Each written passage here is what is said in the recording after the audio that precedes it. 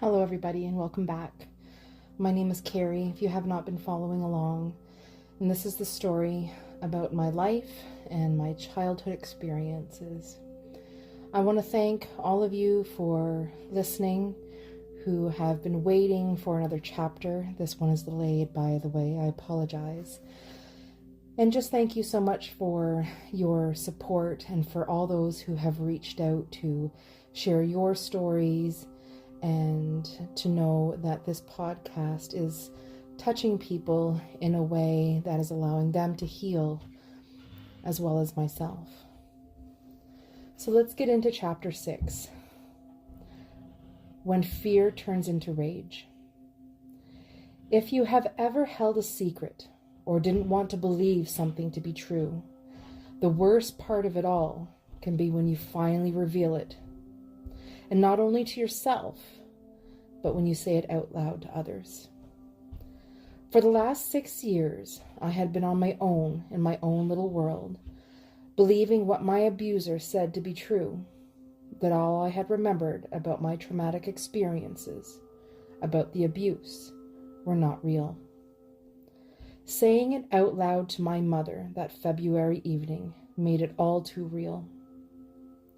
The darkness that I had hid to conceal the truth was now brought up into the light. But it wasn't a revelation that lifted the darkness away.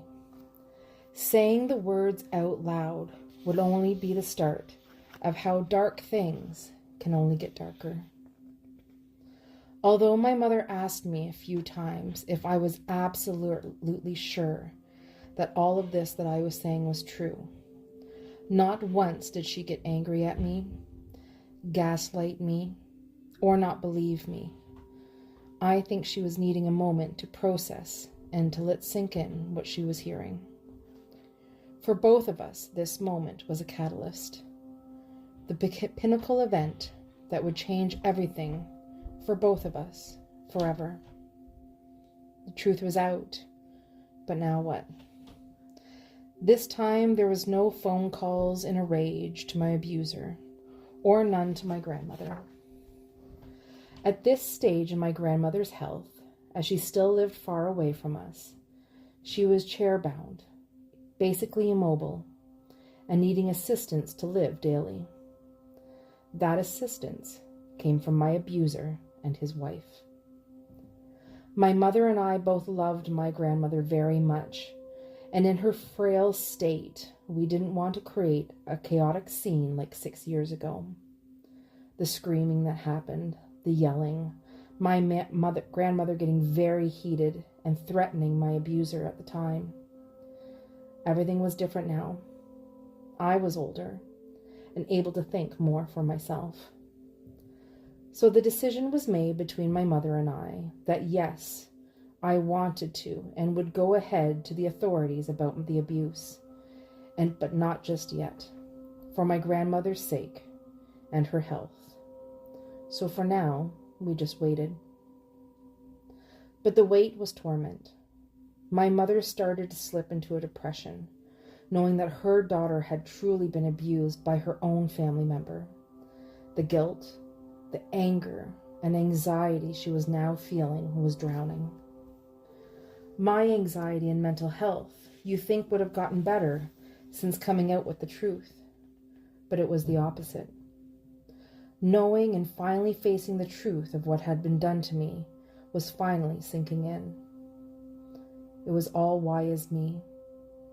Saying it out loud to someone else instead of the constant battle of inner debate made me face things in my real life.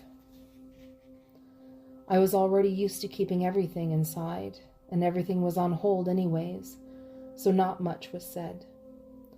My mom was now having a downward mental health crisis. When I told my sister about the abuse, not much was said. She was supportive but kept quiet. My brother was the same. By then, I was in high school, in my second year. My friends' circle had expanded a bit more than when I was in public school, and I had become quite close with 2 of the people that I hung out with, as well as other girls in our group. I jokingly called us the Misfits, because we didn't fit in with our predetermined cliques of the school, as they were called. No jocks, no preps or emos, or anything else that you could point at us and label us. But we were friends, and it worked. This group, and especially two close friends, Aaron and Hannah, and later on in school, Mel and Allison, would become very important people in my story and my life. But I couldn't avoid my abuser and the consequences of what he had done to me much longer. As mentioned previously, every year my mom and I would visit the whole family in that area, and as February turned into March, March turned into spring, and spring quickly flew by, a decision had to be made about taking legal action.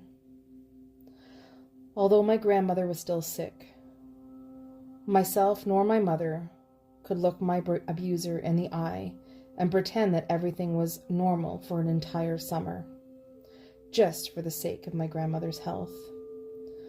I couldn't bear it. I was tired of masking. I was tired of pretending everything was okay and life was normal. And I certainly didn't want to spend another moment around my abuser. Period.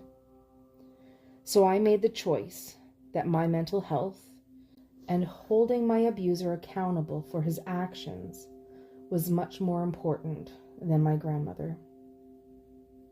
Even though we worried about her health, and I worried about what was to come for me. My mother had given some excuses to my grandmother at the beginning of the summer as to why we couldn't be up there this year.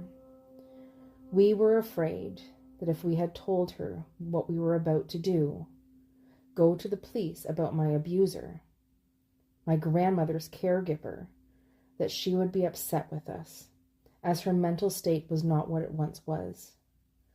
Before, when she was angry at him at the accusations, we felt opposite this time. And although my mother tried to convince my grandmother to move into our city so that we could look after her, she refused and was content in her own home, receiving daily care from the family and him. But we tried. In July of that year, my mother also got a hold of her sister, when before they had been estranged.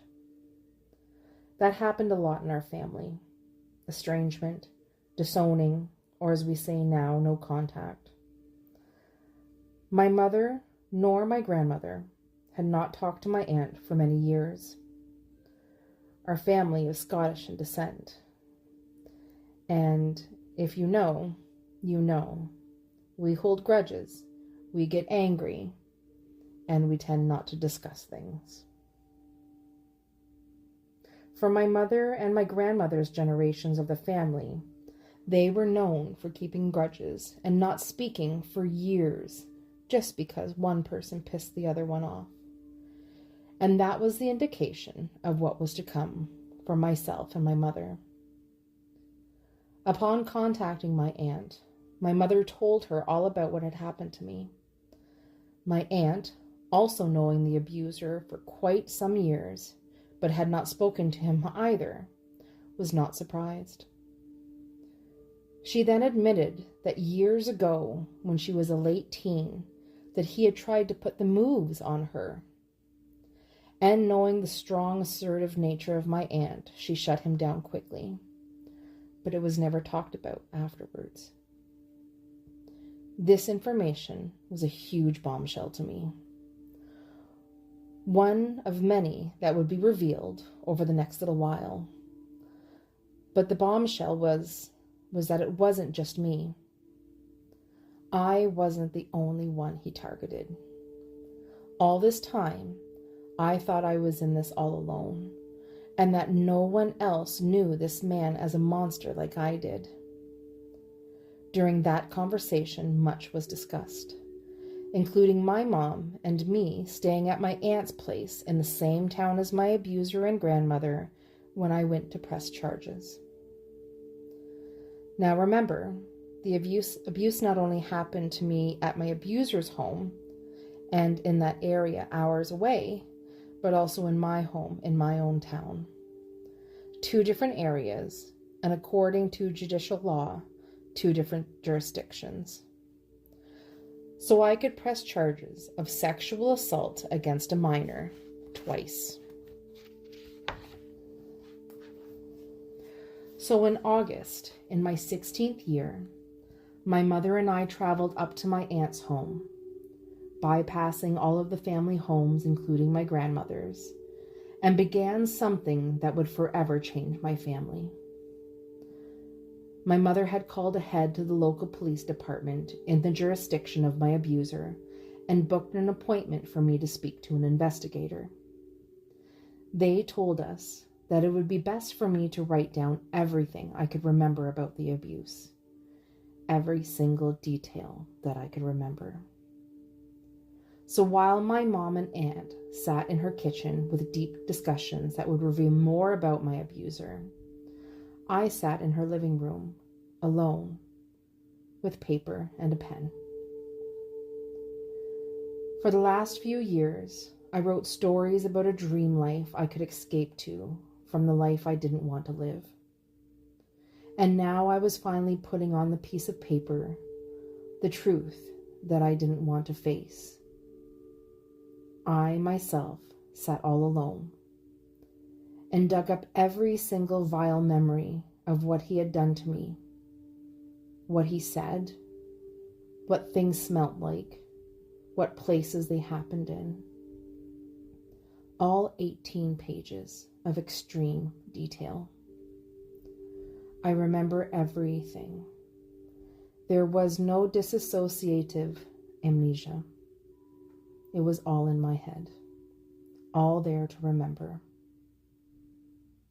But you need to know that I did that all alone, isolating myself in that living room by myself, and saving my mother from the disturbing details, because I didn't want her to know.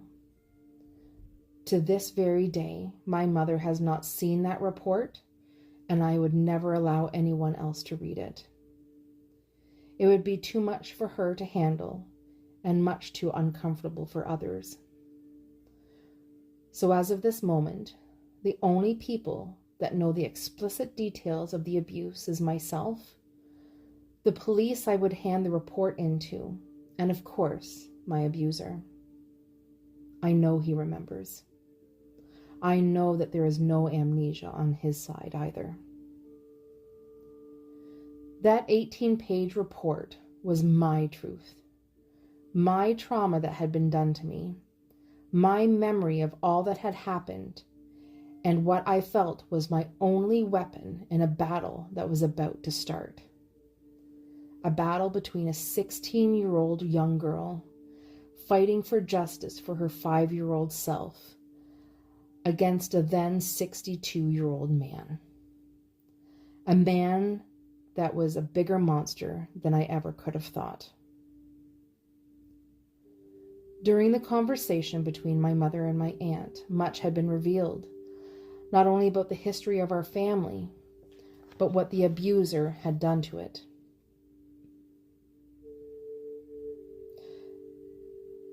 So here comes some bombshells. The first one, I've already told you. My aunt admits that the abuser had tried to make advances on her as a late teen, but no one listened to her and nothing was said.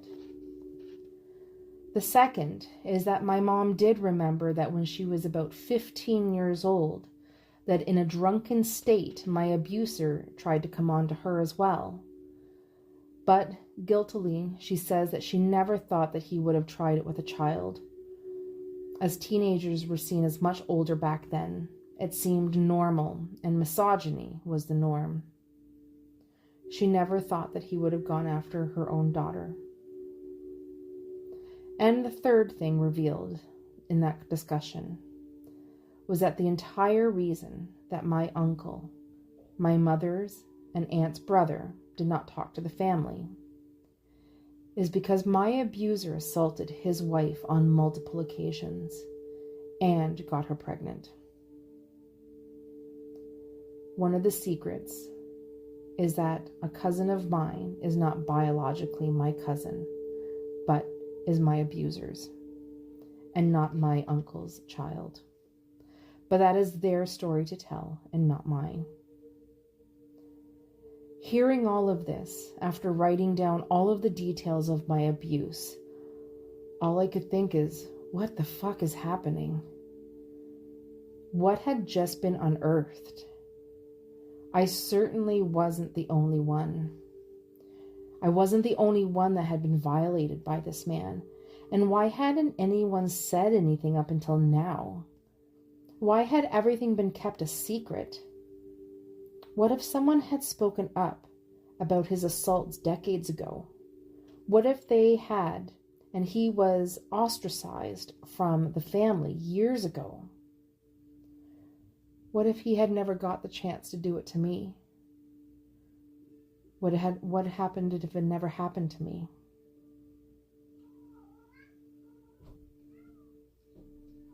All of a sudden, all of the fear and anxiety within me transformed into anger. It all could have been prevented. Everything that I had experienced, all of the abuse, would not have happened if someone had just spoken up. But then I realized that some of his other victims were just as scared as I was. All of these victims had been assaulted by this man decades ago, when all of this stuff was just normal in society, and women and girls were seen as objects for a man's pleasure and desire. The anger that grew inside me also turned into motivation. Through my fear and moments of despair, this 16-year-old girl was going to be the person to confront this, to end this malicious actions against the generations of my family. My family, not his. Not the one that he married into, but my family. And if I can speak up, if I can make him accountable, maybe I could prevent him from doing it to anyone else. If I said nothing and another person's life was ruined by him, I could never live with myself. So I spoke up, and I spoke my truth. On August 21st, my mother drove me to the police station, and I handed in my 18-page police statement. I met an officer there that said he would handle my case. I asked my mother to leave as I didn't want her to hear the answers to the investigator's questions. And at the age of 16 years old, I entered into a police station for the third time in my life. Not with my dad against my mom, not with my mom against my dad, but me against the monster.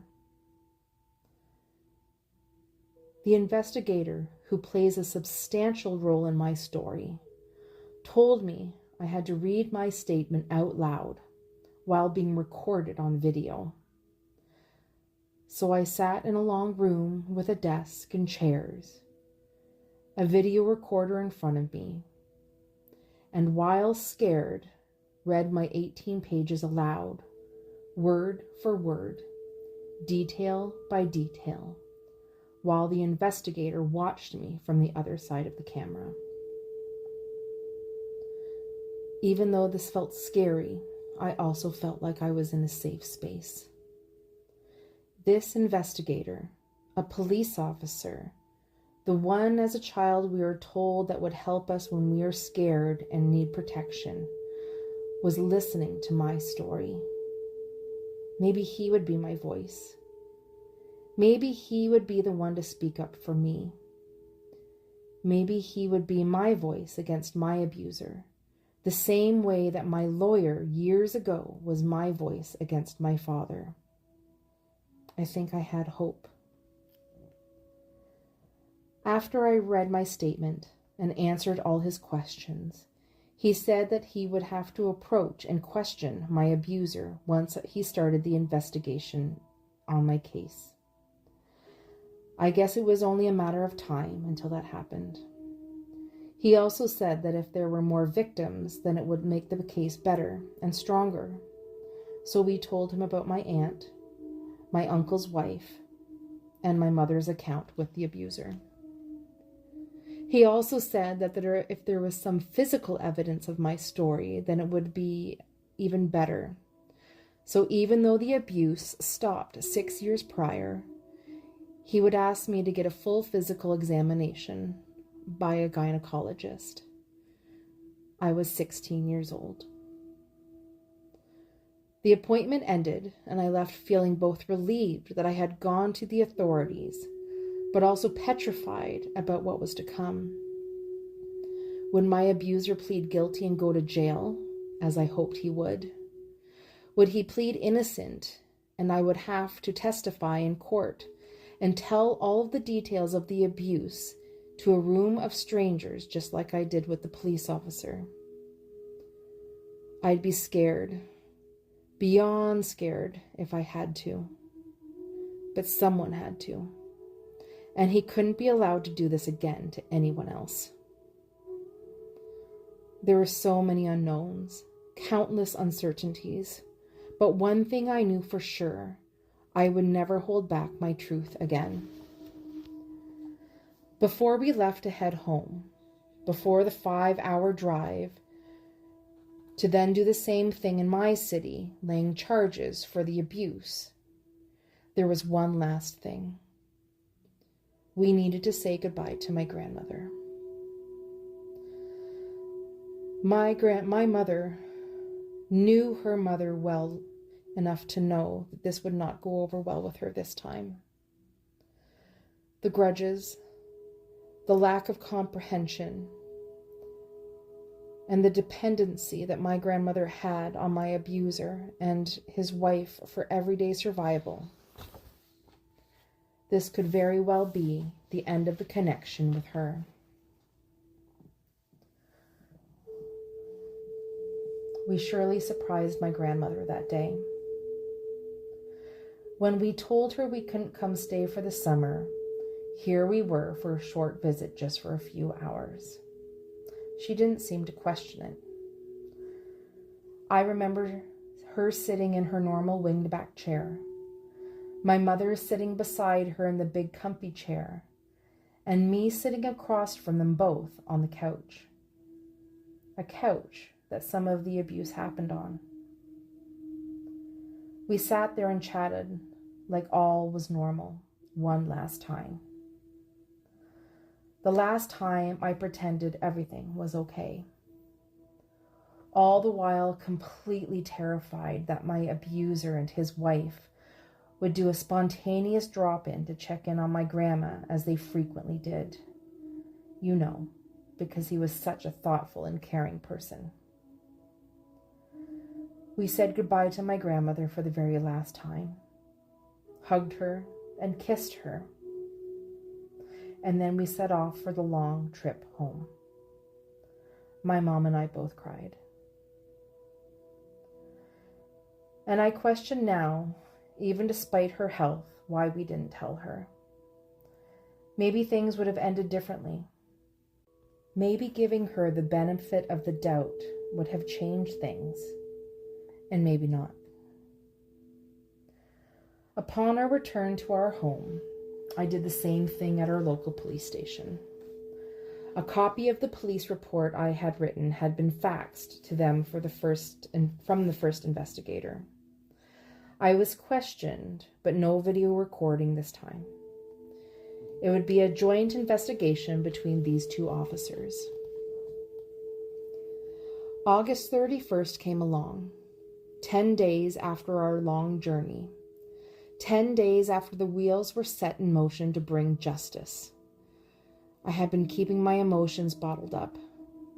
I expressed more of the "I'm fine" answer to my mom or my sister when they questioned me about how I was doing. I'm fine. But inside I was scared, angry, and lost. On August 31st, late at night, the TV announced that Princess Diana had been killed in a car accident in Paris being chased down by paparazzi. A victim of violence and intimidation, she died powerless, fighting for her life. And there was something about that triggered my emotions.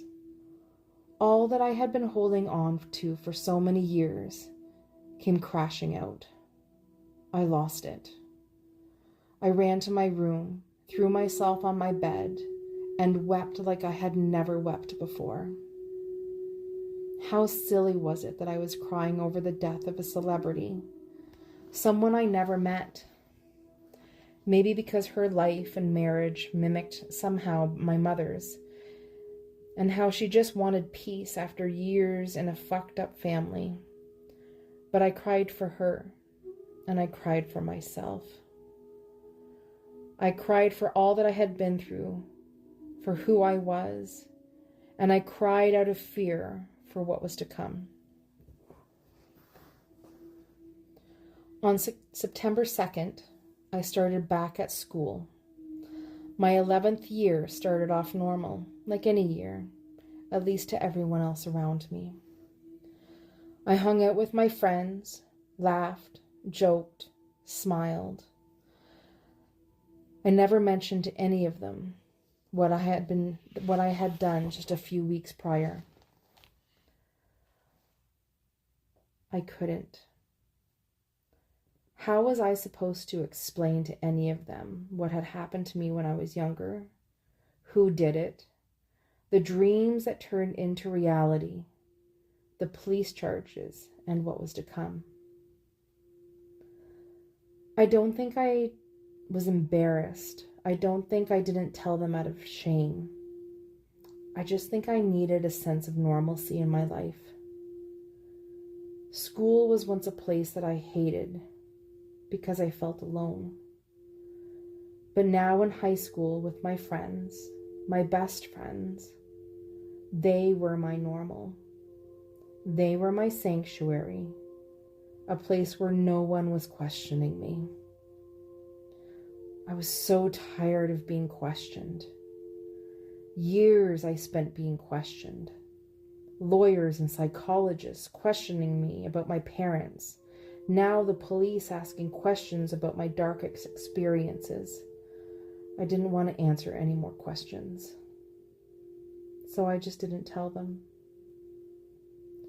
And for all of the listeners who are hearing my story for the first time, and if some of my friends are listening to this, for you, it is also the first time I'm telling you this, and for that I'm sorry. I'm sorry I didn't tell you. I'm sorry I didn't trust any of you enough to carry my secrets. I'm sorry I didn't trust you enough just to listen to me. But I need my friends to know that you kept me alive all of those years when I didn't want to live. You made me laugh when all I wanted to do was die. Every single day, you kept me going. And for that, I will ever be thankful.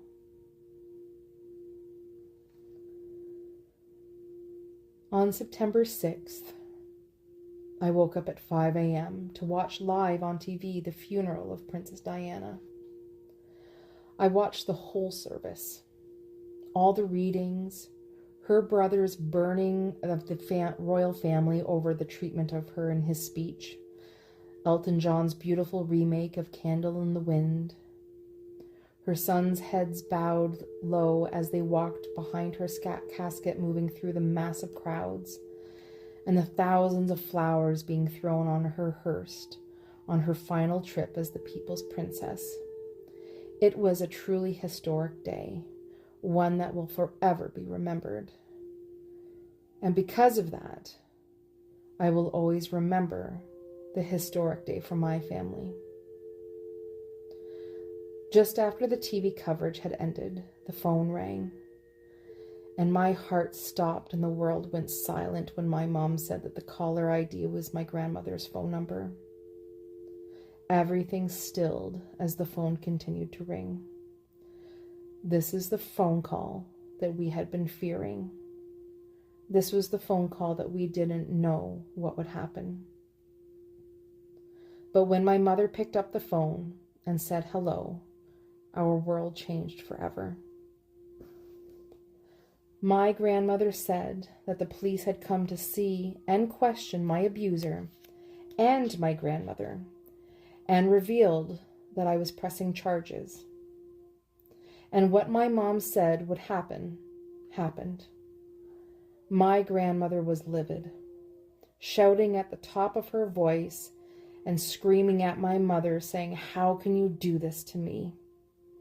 And how she didn't believe me. That was the first shot to the heart. My grandmother didn't believe me. She blamed me. And she blamed my mother for ruining her life. And she never wanted to talk to us, either of us, ever again. There was shouting. My mother trying to explain and pleading with her. My mother saying that she had to support me and defend me now, and that she chose me. And I truly thank my mother for that. No explaining, however, was going to help. The phone was hung up. I never spoke to my grandmother, as my mom took the blunt force of her words. And then there was nothing.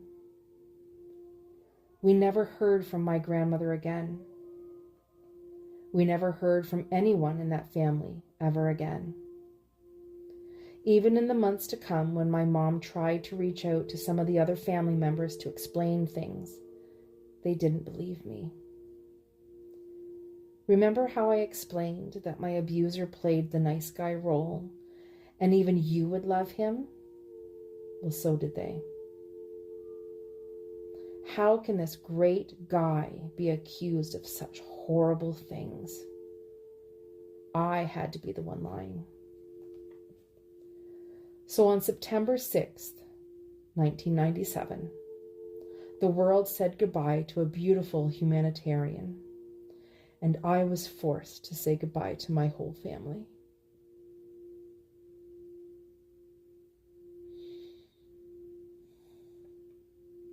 The battle just got lonelier. But the twists and turns and bombshells of my battle was just beginning. The next chapter will reveal so many more secrets and evil players. If there's one thing that I have learned about people who abuse others, is that there's never just one victim. There's only the first one.